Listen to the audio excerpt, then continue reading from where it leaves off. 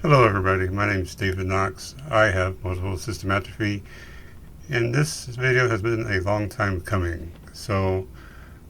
Today's a very bad day for me as far as talking and walking, but I'm going to give you this video because I think it's very important and you deserve it. When people with MSA say that they're tired, we literally are tired, but many people don't know why. Is it the disease? Is it the lack of nutrition? Is it the exertion of muscles? We can blame it on anything, but most people are unaware or not familiar with myoclonus.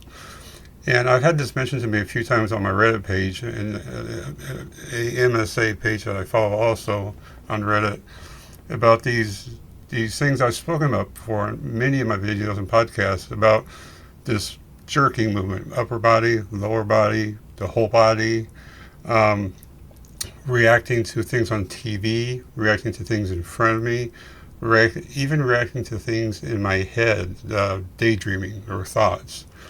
You know, like if I'm watching a TV show and they're opening a car door, my hands try to open the door too. And you know, I put a camera in my room for RBD because I wanted to track my REM behavior disorder, how bad it was getting. And I found something else that was much more disturbing. So what I have here is a video that's 15 minutes long, and I'm going to start playing it as I talk about this condition. So myoclonus is a very common feature in multiple system atrophy. Up to at least 31% of people with MSA have the form of myoclonus. Now, there are different types of myoclonus. For example, there's cortical myoclonus, there is subcortical, talking about the brain, there's spinal, and there's peripheral. So these things are really, they could be small amplitude myoclonus, which is characterized by small amplitude movements, very small movements. There's non-rhythmic types, which have no rhythm to them, no pattern. There's also distal myoclonus, which typically affects the distal fingers, but it can also affect the whole hand or arm. There's postural or action myoclonus, which occurs while you are performing a posture or an action, but not at rest. And there's also cortical reflex myoclonus, which has the electrical philosophical characteristics of cortical reflex myoclonus. So, you know, as far as the brain, and what these really come down to, the different types, is are they coming from the brain or the spinal cord, and then how long are they? Most jerks are somewhere, you know, less than 100 milliseconds, but you know, a lot, like for instance, in the spinal and even some of the cortical, subcortical, you get above 100 millisecond that they last for.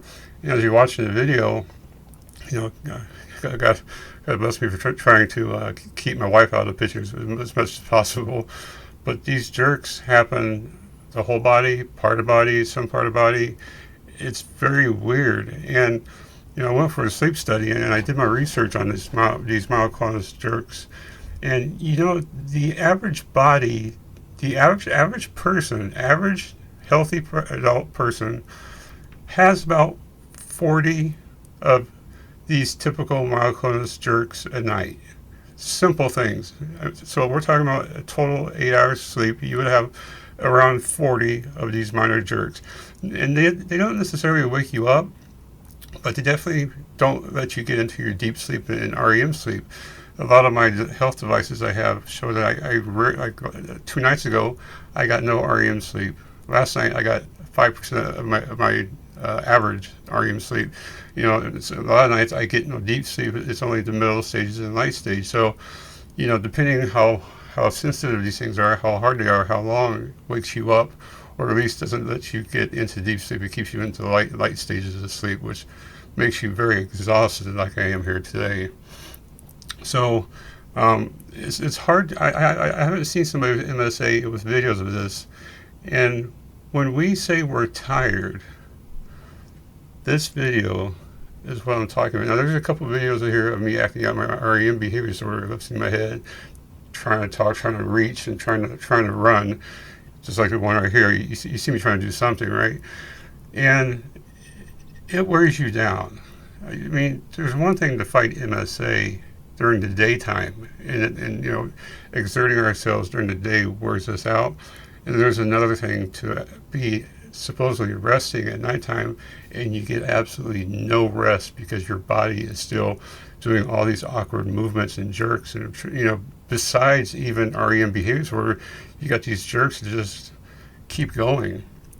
In my last sleep study I had 2 or 3 weeks ago, I want you to understand how bad this is. And when I say I'm tired, too tired to make some of these videos, it takes a minute. Understand what I'm about to tell you. The average adult male, my age, or average adult, has generally up to 40 of these movements per night. Most people hardly have any, but 40 would be the average. My last sleep study, I had 87 per hour. 40 for 8 hours. We're going to round up to 90. 90 times 8, 720. I'm having, give or take, 700 plus of these myoclonus jerks per night that I sleep, which means I don't get very good rest. Now, I'm not saying every one of these wakes me up. Plenty of them do, and I can tell by my health monitors that I don't fall into very deep sleep, and this is exactly why. So, you know, you can go on Facebook, or I'm sorry, on YouTube, and you can actually find videos of these things. So I'm going to kind of like pause this real quick, or bring over some YouTube videos. At least maybe I'll bring it to halfway here.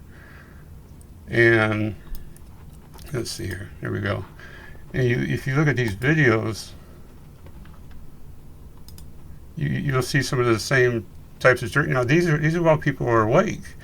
And I've mentioned before how I react even when I'm awake. I react to people. If you bring your hand over to me, you tend to jump back. If you try to stab your steak with a fork, I'll try to stab it, even though I don't have a fork and I don't have a steak. Just weird behaviors that you have these types of jerks, and this is a lot more that I'm seeing that I'm having is these during the day, these tremors that we might associate with Parkinson's or even with MSA, but they're actually myoclonus disorder. And even this adult onset one, this opsoclonus one, is something that we see a lot of. See the eyes, right? The tremors, not just the tremors, right? We're talking about jerking movements. Tremors are one thing, but jerking movements are completely different.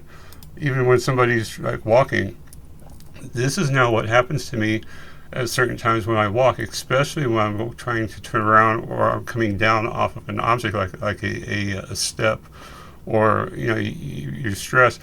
My physical therapies that I have really shown this to me, and I know that this is something that's actually happening to me now. These types of behaviors, even when it comes like trying to touch fingers, clinical with the doctors and things, it's hard to do. This is not that I'm this bad yet, but this is what's happening to me, and it's only getting worse. So, myoclonus behavior that we have these things, this is disease, this disorder, wears the body down so much, and the only thing they really can do for you is medicine for this. And I was so happy and so blessed to call my movement disorder specialist at IU Health in Indianapolis, and I said, it doesn't hurt me, but it's very irritating, right? I don't have any pain with this, but it's so irritating. I get no sleep at all. I mean, I wake up even more exhausted than when I went to sleep. Like today, you can hear it in my voice. Not only have I lost my vocal cord, but you can hear that I want to go back to bed in my voice. And I asked him, I said, please, is there anything you can do to help me with these jerks? And my doctor's PA prescribed me Keppra, which is an anti-seizure medication. And I can tell you, I haven't taken it the last couple of weeks.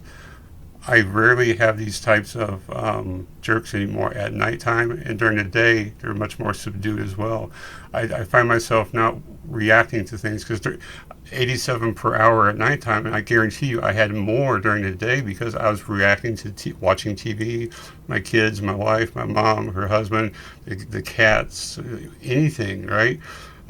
It makes you subconsciously react to things with these jerking movements. So it has greatly gone down, but I do have a feeling that it might be wearing off because I'm starting to get more of them now at nighttime and during the day. So maybe we need to adjust the medication a little more. We'll take care of that this month when I go back and see them. But these jerking behaviors are something that you have to have pity on somebody who gets absolutely no rest because, like you see here, it wakes you up depending on what you're doing, and I may be having jerking movements. The jerks have kind of mostly gone away, but if you watch my hands, here I'm actually trying to walk and run, but if you watch my hands are still moving at nighttime. So the jerks are pretty much gone, but my hands are doing something. I don't know if they're reacting to dreams because I do not remember any dreams I ever have. Since I've had MSA, I cannot remember a single, only one or two dreams I've ever had since MSA. I can't remember the slightest detail of anything. So what my hands are reacting to, I'm not sure. But my hands just they keep moving, keep moving, keep moving. Maybe not my arms and the upper body, but my hands keep moving. So that's why I'm thinking some of these things might be a different type of the myoclonus, such as the spinal part, which is if you have that, which by the way is the myoclonus is the disposition, the depositing of synuclein protein in the different parts of the spinal cord and the brain. So not only do we have to worry about, synuclein protein being iron being deposited in parts of our brains that loses our dopamine production, which causes MSA. But you have to be careful when it starts to be deposited on other parts, sensitive parts of the spinal cord and the brain, which causes this, among other things. Right? We only think that it's asynuclein protein is associated with MSA, the putamen, they call it the cerebellum in the spinal cord. That's usually all we think about, but that's not true. If you go look at the NCBI websites, the National Centers for Disease and the government websites and studies, it's the same protein misfolding being deposited on different parts of the body that's causing this, because our body is overwhelmingly we produce this asynuclein protein, but it's misfolding and it's just spreading. So, I wanted to definitely show this video. I don't think I'll show my wife once or twice on here. So, we still sleep in the same bed. I've really learned to keep my hands together. You'll see around, like right here, I'll have them together. I'll be holding a pillow. I put myself certain ways so I don't end up punching my wife or reacting to my wife or anything. You see right there, my cell phone is hanging off with my charging cord, and even my heating pad.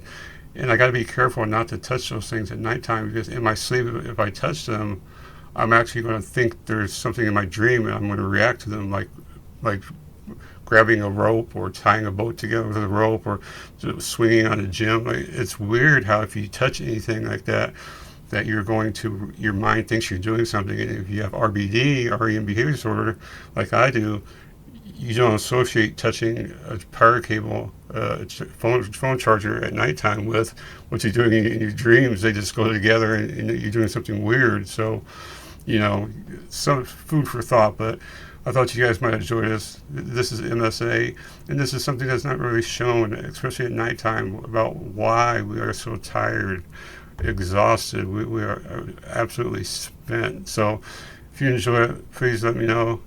Share it with anybody who you think might have these problems. But the only way to find out about this is to have a video. Sleep studies, you gotta be careful, because sleep studies don't always pick up what you think they are. My last sleep study had no sensors on my arms, so it would not have picked up any jerking movements on my upper body. they only had them on my chest per se and my legs, but not my arms. So, sleep studies are usually for they're for specific items and not just for everything. So if you think you might be having this and you put a camera, you caught yourself doing stuff like this, you got to get to it. You ask your doctor to actually hook up, the limbs of your body, not only your legs, because a lot of people think of restless leg syndrome, which I've had for a long time, which grew out of. There's some other disorders with the legs too, but one of the biggest things they look at with your MSA or the other diagnosis is your kicking of your legs. But well, what about your upper body and your hands? They hardly ever put sensors on there to check those. So you have to mention that to your doctors to make sure they're actually looking for what you're trying to see. And in this case, the evidence is clear cut. So the medicine definitely has helped me out. I don't know what it did last night. It definitely helped last night with the tiredness, but Keppra is definitely a good drug. It's helping out. The only problem with it is it makes you very angry and irritable. It changes your behavior. So far, I haven't gone crazy on anybody. I haven't turned mean, as far as I know. But I'm trying to keep very aware of myself, as I tell my therapists and psychiatrists. I'm very aware of my brain and what's going on in my thoughts. And so far, the medicine hasn't done anything terrible, because I am on two types of medicine, amantadine and this Keppra, that both of those are side effects are making you angry and irritable and mean, and believing things that aren't true. So it's very weird the side effects we have with some of these medications. But I appreciate you guys. If you enjoy it, share it with somebody. Let me know your feedback. I appreciate you, and there will be another video, I promise you. Thank you again. Bye-bye.